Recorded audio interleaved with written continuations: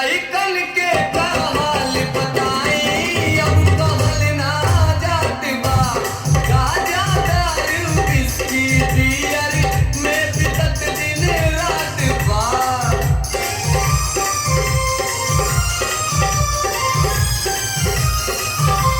लइकन के का हाल बताई, अब कहल ना जात बा।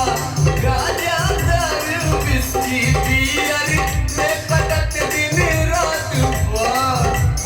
निमिया के डारी चढ़ल बा करेला, निमिया के डारी चढ़ल बा करेला।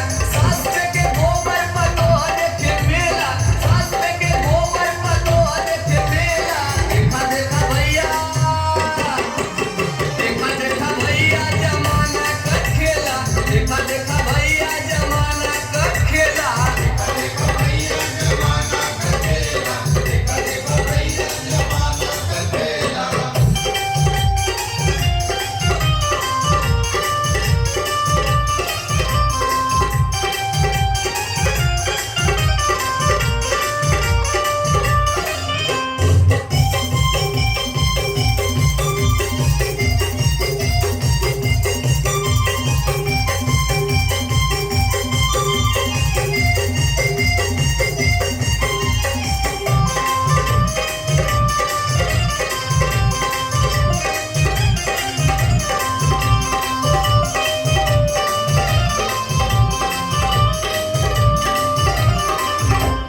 सुना बेबी पिंकी पिंकी के पढ़ाई के किस्सा, लइकन के साथे खूब खाली रेस्टोरेंट में पिज्जा।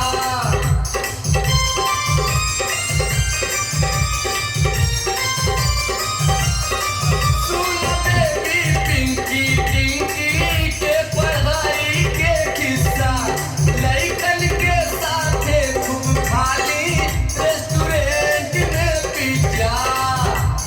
बिना पियावे एक कला, बिना पियावे के होत बा गदेला, बिना पियावे के होत बा गदेला।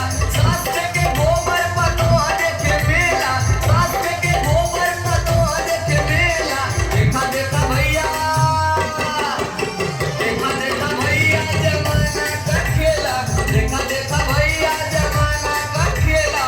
देखा देखा भैया जमाना का खेला, देखा देखा भैया जमाना का खेला।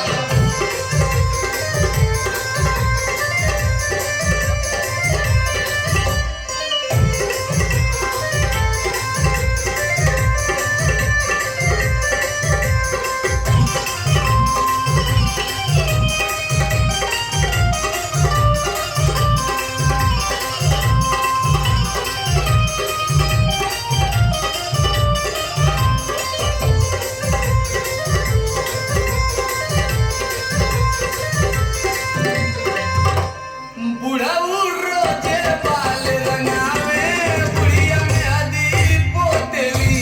केहू चाची कहे बूढ़ा ओके सुख जरेली।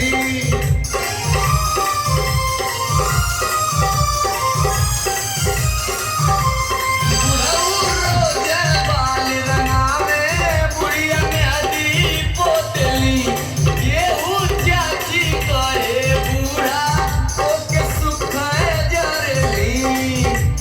लौके अनार रे प्रीतम, लौके अनार जहाँ दीपक जरेला, लौके अनार जहाँ दीपक जरेला। सास के गोबर पतोहर के मेला, सास के गोबर पतोहर के मेला। देखा देखा भैया,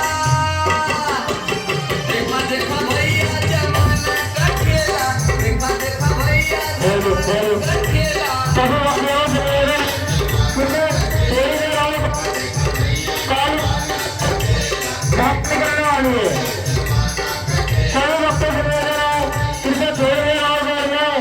काली माता की झांकी निकलने वाली है। सबका तो बहनों से निवेदन है कि थोड़ी देर और बैठ जाए, काली माता की झांकी निकलने वाली है। सभी भक्तजनों से निवेदन है कि थोड़ी देर और बैठ